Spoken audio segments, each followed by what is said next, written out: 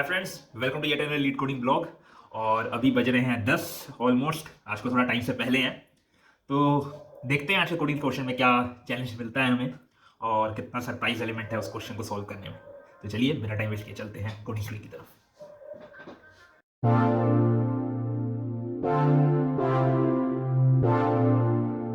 Hi friends, I am back from my coding session. और आज का जो क्वेश्चन था वो था बहुत इजी। आज के क्वेश्चन का नाम था एड डिजिट्स। तो क्वेश्चन क्या है? देखो, क्वेश्चन ये है कि आपको एक नंबर दिया गया होगा।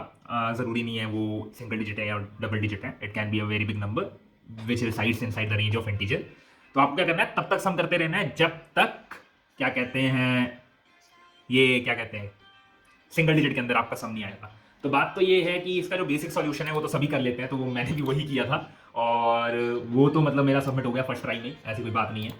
जिसको वहाँ पे एक ऑप्शन था O1 में करने का, तो उसको थोड़ा मेरे को देखना पड़ा सॉल्यूशन कि आखिर वो है क्या। तो पता लगा उसमें मैथ्स है। तो पहले एक नॉर्मल अप्रोच जो मैंने सबमिट किया था उसको डिस्कस कर लेते हैं जल्दी जल्दी, है ना। तो यही टेस्ट केस ले लेते हैं जो इन्होंने दिया है, सबके साथ डिस्कस, मतलब है ही क्या क्वेश्चन में यार, है ना। 38 मान लेते हैं कि सम करना है। तो क्वेश्चन का मतलब ये है कि भाई आप 3 + 8 करोगे 11 होगा।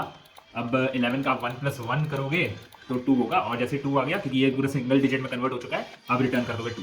तो ये क्वेश्चन था।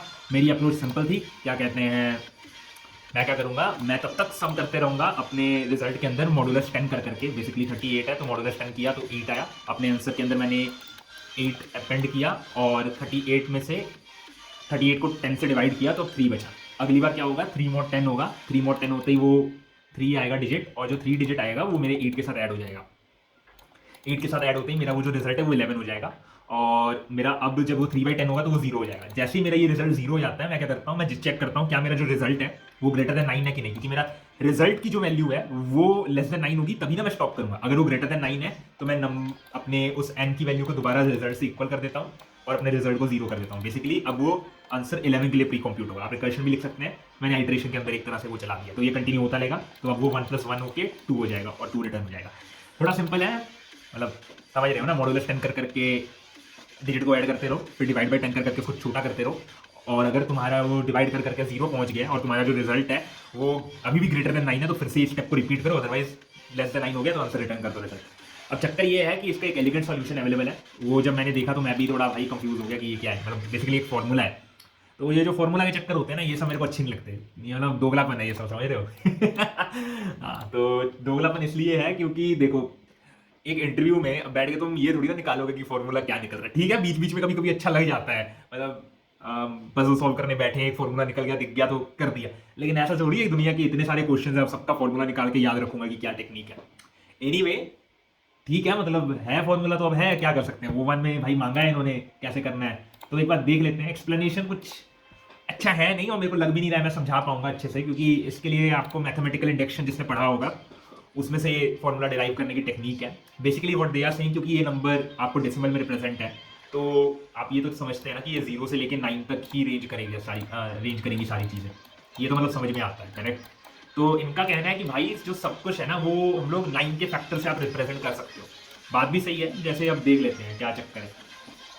जैसे ये बोल रहे हैं जो 10 है ना, उसको आप बोल सकते हो कि ये 9 × 1 + 1 करके है। फिर जो 100 है वो एक्चुअली 9 × 11 + 1 करके है। मतलब अब आप देखोगे कि एक्चुअल में ये जो पीछे की मतलब बेसिकली जो ये चल रहा है 1 की जो सीक्वेंस चल रही है ना, अगर आपको कोई ऐसा नंबर दिया है जो 10⁻k के फॉर्म में है, तो ये जो 9 × यहाँ पे जितने भी 1 होंगे वो k टाइम्स रिपीट हो रहे होंगे, ठीक है। और फिर आखिरी में जाके फिर से +1 होगा, करेक्ट। तो इस फॉर्म में सारे नंबर रिप्रेजेंट हैं। तो इन्होंने क्या किया कि इन्होंने एक ऑब्जर्वेशन देखी कि भाई अगर मैं सब में से एक पैटर्न निकालने की कोशिश करूं तो एक कुछ इस तरह का पैटर्न दिखेगा, जो कि मतलब समझ आता है, समझ रहे हो। D2 करके 9 × 11 प्लस ऐसे चलता रहेगा। अब प्रॉब्लम इसमें ये है कि जब आप इसमें से सब कुछ कॉमन लेने की कोशिश करोगे तो आप देखोगे कि भाई ये पूरा एक मैथमेटिकल फॉर्म में आ रहा है। अब मैं टाइप नहीं करूँगा, टाइप करने में बहुत क्लिक करना पड़ रहा है मेरे को। तो यहाँ पे जो फॉर्मूला है आंसर में वही देख लेते हैं, या ऐसा कुछ बन रहा होगा।